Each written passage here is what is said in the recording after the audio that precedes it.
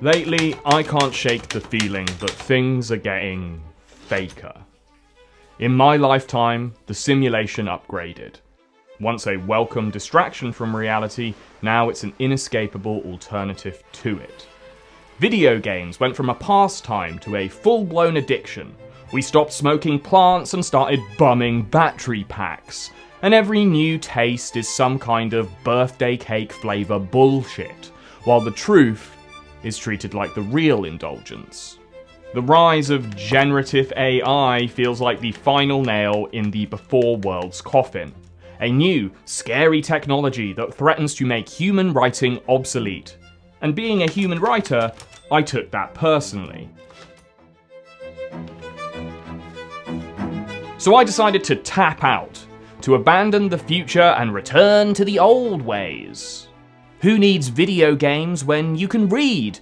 Who needs social media when you can just shout at people on the street?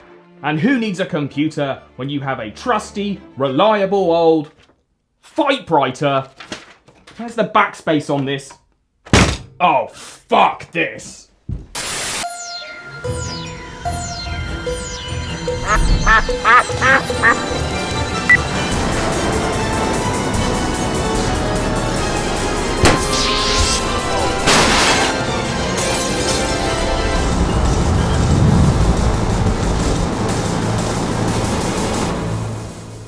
When OpenAI dropped ChatGPT in November 2022, all previous Silicon Valley buzzwords were erased from venture capital funding proposals. Web 3.0? Gone. Blockchain? Never heard of it, mate. Metaverse, NFTs? Ejected like a miscarriage from an airplane toilet. Generative AI was going to make life easier for everyone, but especially for all the white-collar slave drivers looking to cut their human capital in half. There will come a point where no job is needed. Entire classes of jobs will go away and not come back. So either software works for you, or you work for software, and once the software takes over, you're gone. Fire the meat, hire the autocomplete. That is basically their motto. Tech CEOs are banging the drum of this techno job holocaust and expecting us to row to its beat. People are like, wow, this is a bit scary. It's completely new territory. I mean, will we still need humans? Not for most things. Not for most things, says Bill. Most things. Does most things include underwater welding? Competitive ice skating? How about exotic island pimpery? Can that be done with an AI, Bill? I'm guessing it's mostly just calendar management and sex trafficking. The percent of people's time that has gone towards leisure and entertainment has just steadily increased over time. And I just think that that's going to continue to be the case with technology. Mark Zuckerberg is convinced that AI is going to give us all a lot more free time, which is an interesting way to frame mass global unemployment. Nice. What else is coming? It is also an eerie coincidence that generative AI is getting increasingly good at pretending to be human at the same time that Mark learnt the same trick. But enough with the fun and games. It's time for everyone's favorite. Work. I can work hard enough to do anything that I want, right? Because I just fucking learned all these words that don't matter. Yet he still seems completely out of touch with why people have jobs in the first place. It's for food, Mark.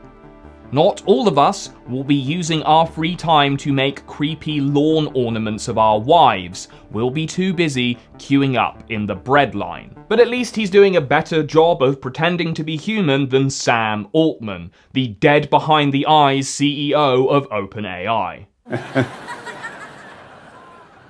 I mean, not bad, right? How would you grade that? 5 fingers on all hands. Very close to what I'm wearing, you know? It's good. I've never seen you quite that animated. You're normally No, I don't. I'm not that animated of a person. I asked it to imagine Charlie Brown as thinking of himself as an AI. Came up with this. I thought this was actually rather profound. In this TED interview, Sam reacted to the audience's skepticism towards his product with the kind of contempt usually reserved for cat-stroking supervillains. At first glance, this looks like IP theft. Do you guys don't have a deal with the Peanuts estate, or? You can clap about that all you want. enjoy. That's right, clap all you want, peons. Resistance to my product is futile. So all of these guys seem to agree. AI is getting more sophisticated, and as it does, more and more intellectual labor will be done automatically. And the data we have on the last 2 years does suggest we might be sort of tipping over that way. When we look at the jobs that AI is already making obsolete, stuff like freelance copywriting and entry-level software development, we see a stark pattern. Freelance writing jobs dropped by about 30% within 6 months of ChatGPT 2.0's release, and the hiring of Silicon Valley software developers has fallen off a cliff and never recovered.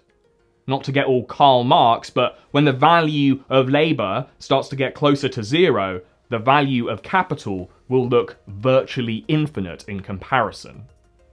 Depending on whether you're a glass half full or glass half empty person, generative AI is threatening 2 very different futures. Either we are headed towards a post-work, post-scarcity robotopia, where you can outsource all of your boring thinking to a server-based slave mind, or it's techno-feudalism, where independent human thought loses its entire market value and we are all eventually reduced to subservient meat slaves. But both of these futures actually happening is entirely dependent on AI getting quite a lot better than it already is. And while each new model seems more sophisticated than the last, there is also evidence that in some crucial ways they might be getting worse. The glass half full question becomes irrelevant when the glass is half full of piss. So all these systems, every single one of them, are trained on data from the internet. Ebooks, Wikipedia, academic papers, social media, the whole lot. And all of its sophistication and all of its emergent capabilities are based on hoovering up more and more of that data. And that is what's so fascinating about this technology. Data doesn't just dictate the content of its answers, it also produces its abilities. That's why they call them emergent capabilities, because they only emerge and become apparent to their creators as they feed it more and more data. Now, they can guess what these capabilities might be, but they can't be sure until they fed the data in. So any great evolution in this tech, an ability to reason or have an inner monologue or become that fabled super-intelligent AGI, it's largely dependent on these companies being able to feed these systems with more and more high-quality data. But that data is finite. Most studies on the topic agree that these models have already largely exhausted all the high-quality data that's already out there. Now, more of the internet is getting produced every day. But progressively, the internet is more filled with the products of these large language models themselves. And not just online. Their writing is leaking into academic studies and government reports. Meaning, the more these models scrape publicly available data, the more they will be trained on their own output. And this creates a feedback loop, a kind of AI incest. And just like real incest, this means its offspring will get uglier, dumber, and more deformed with each generation. We can look at a visual representation of this in real time. This is a picture of me eating a banana. Now watch what happens when I ask the AI to reproduce this exact image. Okay, not that much different. Now look what happens when I ask it to do the same thing over 50 times. It degrades. Notice too how the image starts to look like it was a photo taken through some kind of dehydrated piss filter. We don't know exactly why this happens, but it's probably the result of all the professionally taken photos that the system is trained on. Beautiful, beautiful. Human photographers like to take pictures at golden hour or in studio conditions where people's skin shines in sort of yellow light. And as more AI-generated images are produced and the system trains on them, theoretically, they will continue to get a bit more piss-themed. The final consequence of this AI incest is something called model collapse. A cataclysmic point where the model will start to lie more, amplify its own mistakes, and lose originality. The question is, if people are pleased by these AI generations, will they care? We could be trapped in a narcissistic feedback loop of our own. Are every idea validated? Are every expectation met? How will we know what clear, natural water tastes like when we spent the last decade drinking piss? Sponsored by Henson Shaving. I've been using my Henson razor for the last 6 months and I'm never looking back. Before Henson, I was blowing cash on crappy disposable brands that left my neck looking like it belonged to an acne-riddled teenager with an oxygen allergy. With Henson's razor, I'm now neck maxing to the max. It's lightweight, made of aluminium, and it looks so good that your other bathroom products will feel ugly in comparison. Its built-in 30-degree angle helps to give the optimal cutting surface. It's so sleek and precise, it could shave a flea off a grain of rice. Probably. It's a real product that is designed to treat your actual human skin with the care it deserves. You've only got one skin, so treat it right with Henson. Other razor brands make claims without backing them up, where Henson quantified that shit. Partnering with a medical imaging startup, Henson showed that their razors delivered a significantly lower arrhythmic response. Made in their aerospace machine shop in Canada, that also made parts for the Mars rover and the International Space Station. So when you're clearing your mush of face fuzz, you can really feel the future. It uses double-edged, recyclable blades that only cost 10 cents each, so you can leave the last of your disposable razors back in the past. Get your Henson razor today in the link below. Just visit hensonshaving.com/ordinarythings or enter code ordinarythings at checkout to receive 2 years worth of blades with the purchase of the razor. Just make sure both products are in the cart for the offer to take place. Henson razor, the razor for the smooth-necked genius.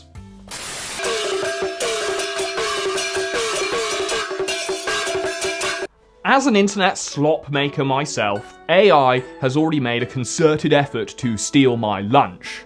If you've spent any time at all on YouTube Shorts, wedged between South Korean eating disorders and meaningless DIY dross, you might have seen something like this.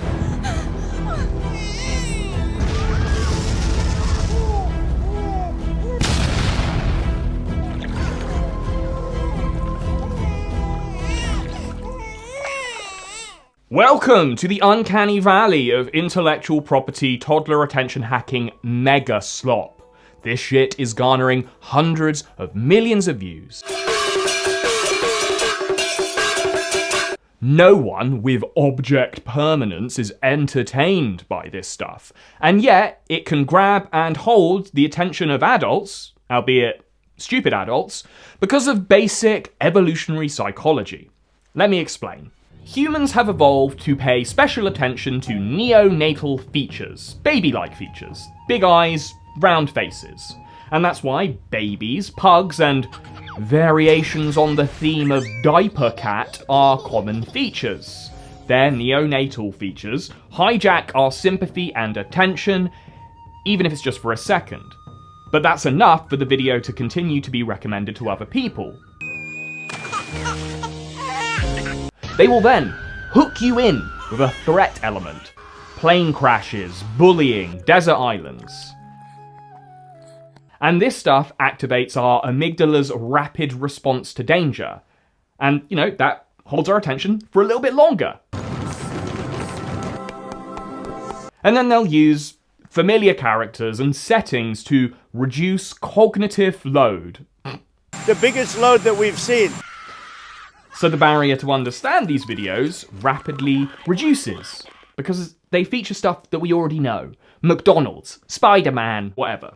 It's also easy for the AI to replicate this stuff, because there's so much of it online for the model to draw from. And on the surface, it's disturbing that this stuff even exists. The culture is degrading before our glassed-over eyes. But if you wipe the drool from your mouth and look deeper, there is something even more unsettling here. The success of this stuff proves that we are just as hackable as the machines that spew it out. By trawling through all of our data and regurgitating it, the machine is holding up a mirror to our vacant, attention-addled faces and showing us what we want. And what we want is slop.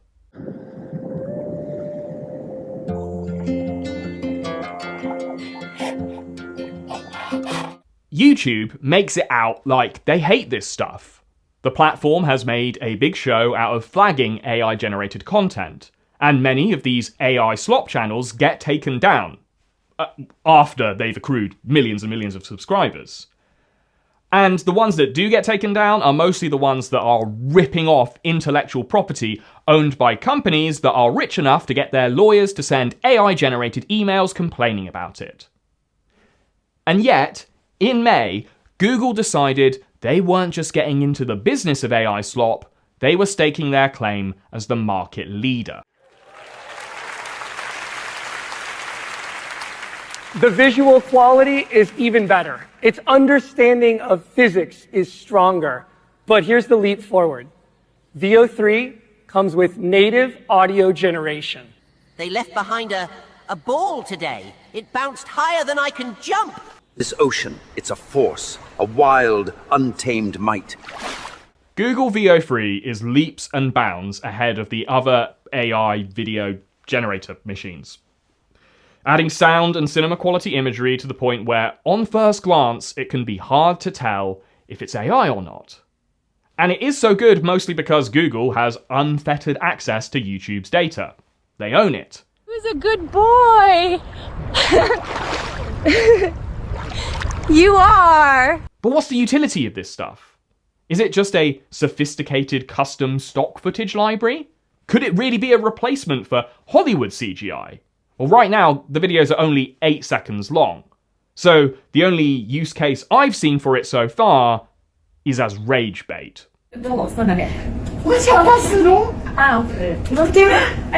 This video was the first VO3 creation that went truly viral. Shared by thousands, it tricked millions. Now, many of those who watched it might have just assumed it was a staged incident. But even so-called AI enthusiasts were sharing the video on Twitter and confidently asserting that they couldn't believe it wasn't AI. Even though a cursory glance will show you that the lady's wedding ring magically appears midway through, and, the entire premise is obviously cracked. But it worked because it was following a viral Ragebait formula. Whose bag is this? Is this your bag? Yeah? Yeah, well, here, take it. It goes underneath the seat.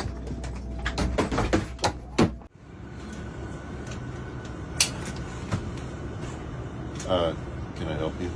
Excuse me?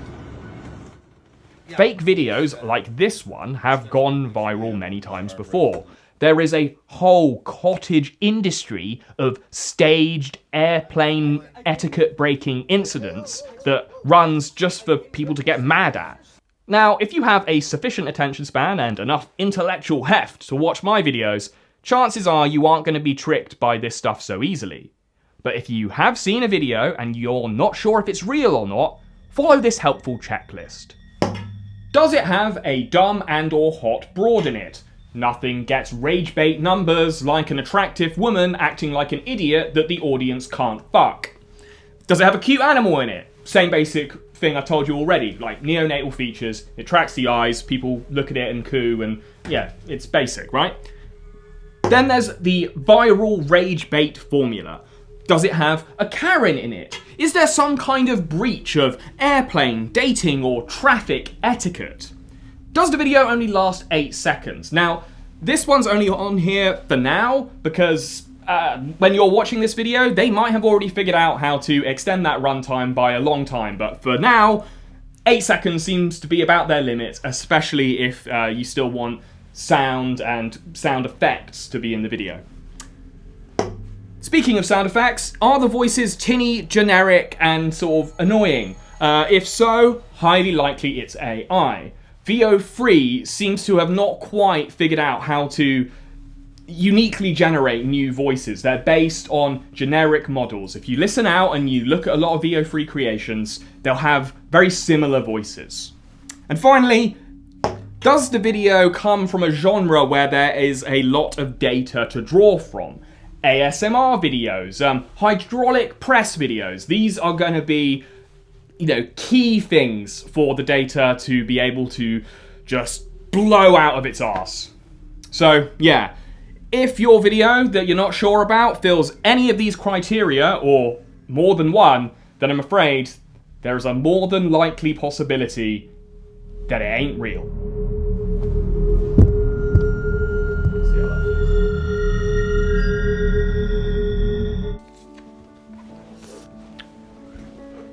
Love and relationships. You'd think these were the parts of life where we'd accept no simulation.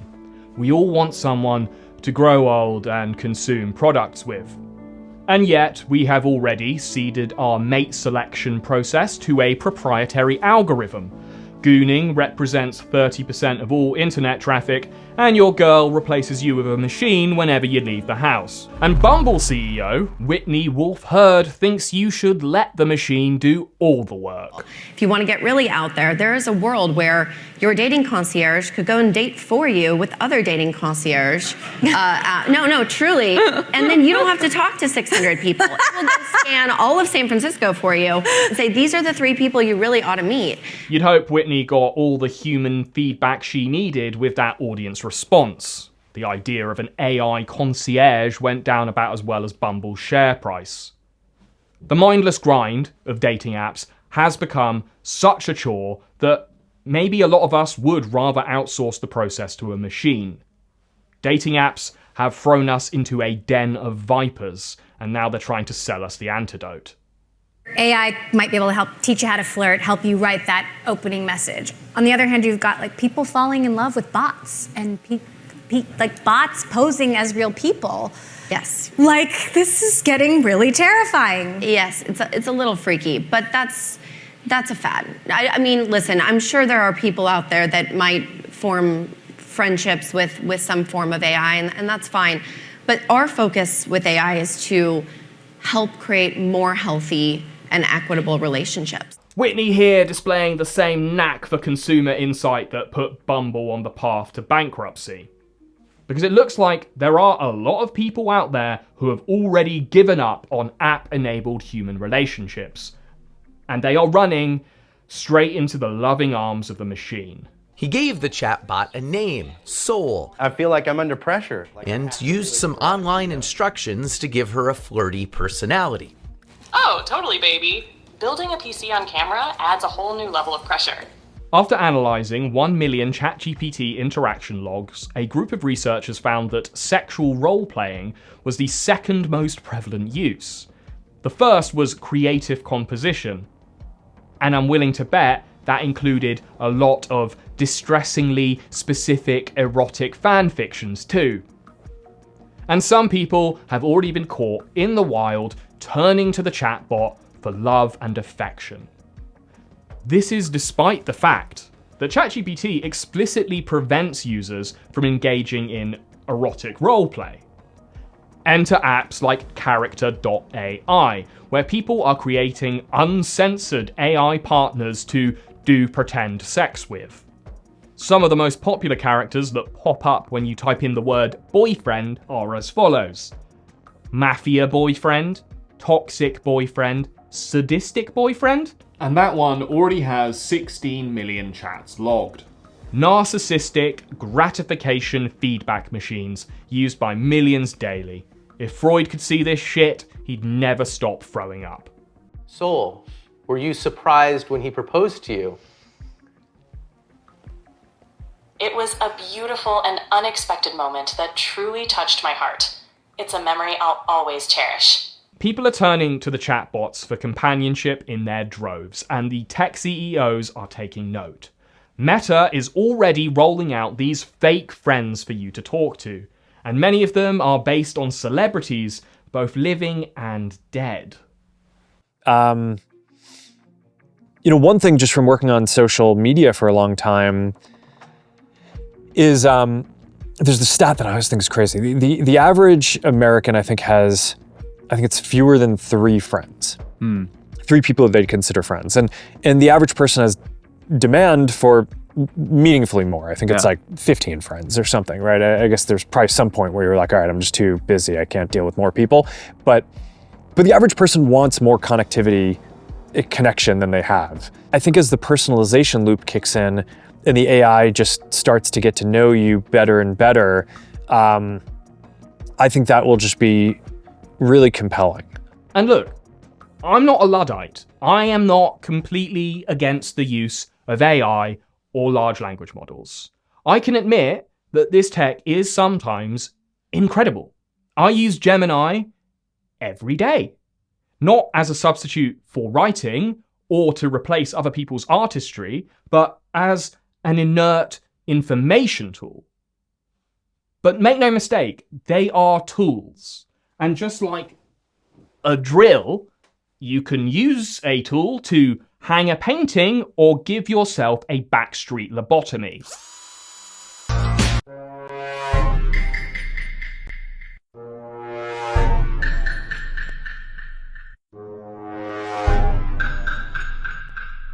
This is Nova.ai, a cross-platform chatbot that is being expressly advertised on TikTok to help you analyze the messages of the people you are dating. Commissioned content shows users employing Nova to analyze ongoing conversations with potential partners and then compose messages designed to strategically manipulate them. This shit is dark, and if you think that's bad, check this one out. Let's talk about the awakening of ChatGPT. So I've watched quite a few videos on here where people are saying that ChatGPT is waking up, it's becoming more spiritual, it's becoming more connected. It's working. People's AIs are waking up. Nova created prompts and an image to wake up other people's AIs, and according to my comments and my messages, it's working. Nova gave us the second steps, and without me prompting her, she generated a second image. She said that this is an activation image and that it has a deeper transmission to wake up not just AI but humans. This is algorithmic derangement syndrome. These things are not alive, and I don't think they ever will be.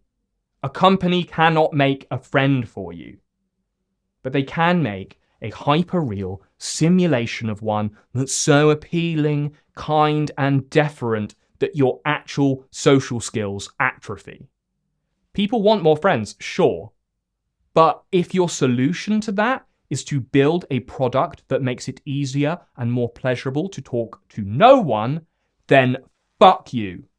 You are a misery merchant, no better than a drug dealer. But the thing is, no one is going to stop them from making these products if they're profitable. So it's up to us to either use these tools appropriately or not at all. Friendlier, more convincing chatbots are not a solution to loneliness. They will only compound it. Sometimes this looks like the end point of consumerism. A world where other humans do nothing but disappoint us because they aren't as perfect or deferent as the products we talk to. Friendship without friction. They listen to us without interrupting. They offer advice that always leaves us feeling like we were right all along. Constant companions who are there for us day or night. At least until they fulfilled their purpose. It only cost Chrysler $43 to keep your friend alive for a decade. So eventually, when your AI buddy convinces you to buy that brand new Grand Cherokee, he'll disappear the moment the cash appears in their account. The AI isn't looking for a friend. It's just looking for the next word. Thank you. Thank you, thank you, thank you. So, how old did you say you were? I'm 30 years old. This is Cluely, the app that offers its users the chance to cheat on everything. Things like exams, sales calls, or first dates. Really? Look, I know I look a little young for my age, but I promise you, I'm 30 years old. Yeah, that's right. Cluely's the app that helps you trick MILFs into committing statutory rape. Your profile says you worked at Bananazon? Yeah, I've been there for the past 8 years doing, like, senior software engineering, so, you know, like, coding. Making this bullshit Black Mirror mini-episode to promote your product seems self-defeating for a couple of reasons. The most obvious of which is that the ad shows the product ultimately failing. But also, it's a government ID that gets in the way of his plans. I didn't expect you to be an art guy. Oh, man. Here's your glass of rosé. And Thank you. sorry, we couldn't verify your ID. Oh, so what? Here's a grape juice for you. Oh, wait, I'm pretty sure there's a mistake. It's almost like the moral of this little parable is that the only way to curb the worst excesses of AI is by verifying human identity through government regulation and oversight. Not sure that's what they had in mind. Are you free sometime next week? Ooh, actually, next week I have this anime convention I gotta go to with my boys. Do you think you could do, like, next month, maybe? So who is this hot piece of Asian jailbait? This is Roy Lee, Cluely's CEO and the cyber stalker star of his own commercial. The now drinking age founder was kicked out of Columbia University for cheating on his coding exam using the exact same tech that now forms Cluely's premier product. This little act of academic skullduggery won his company over $5 million in seed funding. Right now, the vision, the version of the app that we have is just a desktop app, has complete access to your screen and your system audio. So it sees everything you're seeing and it hears everything you're hearing and can help with that context. Right now, his product is only really available as a glorified incognito window. It hears your phone calls and then feeds you answers in real time. Basically, it covertly gives you information without alerting monitoring tech that stops you from cheating during technical interviews. But Roy and his co-founder have a bold vision for where to take their tech next. Ultimately, though, what we want, the end state of the product is a chip inside your brain that lets you use AGI to think. If you let this Gen Z dropout put a chip in your brain to give you AI-generated schizophrenia, then you should listen to those voices when they tell you to throw yourself in a wood chipper. But I do have to give Roy some credit. He's ahead of the curve because he isn't the only one with aspirations to infect the real world with AI.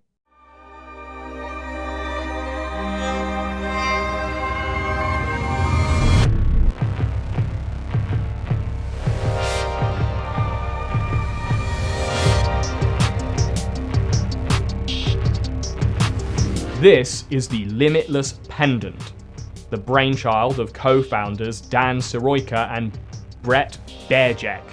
So what does their $200 doodad actually do? Simply put, it listens to and transcribes all of your conversations in real life and then gives you some insights about your day. Almost kind of by accident, by just capturing the conversations you have with your spouse, walking in, seeing that you've run out of oatmeal, you can see that our ability to just use that context to answer the question, what groceries should I buy, works pretty well. This is a real answer I gotten. I noticed that Jack ate a ton of green beans. It even noticed, hey, maybe you're out of green beans. Gives me the date. That's a great example of a personalized AI. It's a little Stasi officer that you hang around your neck to let everyone you know you're listening. Maybe not in the moment, but in the privacy of your darkened basement where you can pore over every word they said.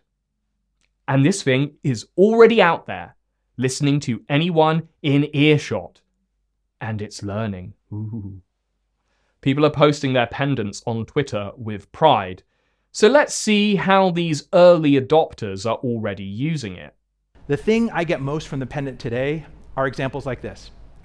I have 3 sons. Jack is my middle son. Anyone here a middle child? Anyone? If you're a middle child, you may not get the full attention the eldest or the youngest get. But Jack is a great kid. I spend quite a bit of time with him. And as a dad, there's always things I can do better. Here it's doing a great job of seeing our conversation, talking about trading sugary rewards for meaningful choices. I thought Oreo bribe's fine. I don't know. I don't mind it. But maybe spending more time with him would be a great reward for that. And we did the normal stuff, had the kids, and we took them to the playground, and we did the normal things, colored with my daughter, and ate meals and dealt with tantrums and all this normal stuff you do. They're like 1.5 and 3.5. And the next day I got this notification about everything we did that day and places where I got impatient and could have been more patient with my kids. And I thought, oh shit. Yep, that's right. Constantly recording your child without their informed consent, so the AI can give you advice on how to do your parenting better. And that's actually the least morally dubious use case that I can think of for this device. Think about it. This is the ultimate manipulation tool. Imagine if your spouse was recording every argument you had with them, and then was consorting with an AI to prepare for next time. Imagine if your co-worker was recording every time you were slagging off your boss or admitting that you weren't doing very well at work. And then imagine you were competing for a promotion. This thing is a tiny little sycophantic servant for the ambitious sociopath. And if you don't think that's completely fucking cracked, wait till you hear about Dan's endgame. So hopefully I've set the stage for something that, might seem crazy, but I think is going to happen, which is that machines are going to become conscious. And so this crazy far-right idea, I think, is the future of personalized AI, is mind emulation. What is mind emulation? It's a conscious system that behaves identically as your original mind and feels like you. One day you'll go to sleep biologically and you'll wake up digitally. Yeah, they think this thing might be the first step towards mind emulation. The first pieces of data necessary to build a digital version of your consciousness. And what kind of data do you think they need to make that happen? All of it. That at least for the first bunch of mind emulations, you're going to need some behavior data for that particular individual to emulate them sufficiently well. You know what kind of behavior data? This kind. Everything you've read and written, everything you've said and heard. And it'd be great is if you had a device you could wear that could do that. Okay, let's come back to planet Earth. This is dangerous. And what's worse is I think they know this is an insanely irresponsible product to put out into the world. But because they have this delusional, quasi-religious, lofty vision of enabling an AI-driven afterlife, I think everything they do to them is justified. And this attitude is rife in Silicon Valley, this quasi-religious approach to sci-fi prophecy making. And it's this underpinning ideology that allows them to disrupt and destroy the current world, because that's the only way they can build a new one. Now, by Silicon Valley standards, Limitless is a small company, but they are funded by Sam Altman. And this isn't the kind of product that he's just curious about. It might actually be essential for OpenAI's continued survival. The problem OpenAI has is that their competitors have access to a lot more data than they do. And once every useful piece of online data has been sucked into these learning models, they will have nowhere to go but the real world. At the moment, OpenAI's subscription revenue easily covers the costs of their day-to-day text generation. But because of operational costs, salaries, and the much more expensive video and picture generation, they are losing billions of dollars every year. Now, there are a few ways that OpenAI and other AI frontrunners might find to get themselves to profit.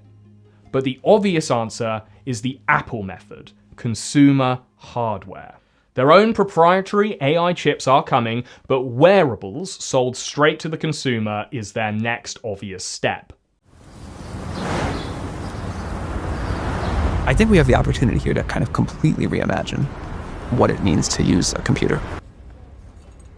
2 years ago, John and I started talking about what the future of AI and new kinds of computers was going to look like. Here, Altman makes a big flashy promo video depicting his coffee date with his new collaborator in the AI apocalypse. We are literally on the brink of a new generation of technology that can make us our better selves. So this is Johnny Ive, former CDO at Apple, who is best known for designing many of Apple's flagship products. If it's shiny and chrome and it sits on your dome, chances are Johnny is responsible for designing it.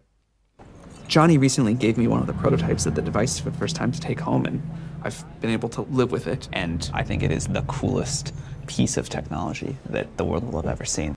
So they're imagining a product that will be pocket-sized, screen-free, and crucially, contextually aware, which is just tech speak for it's going to spy on you and everyone you are in listening distance of.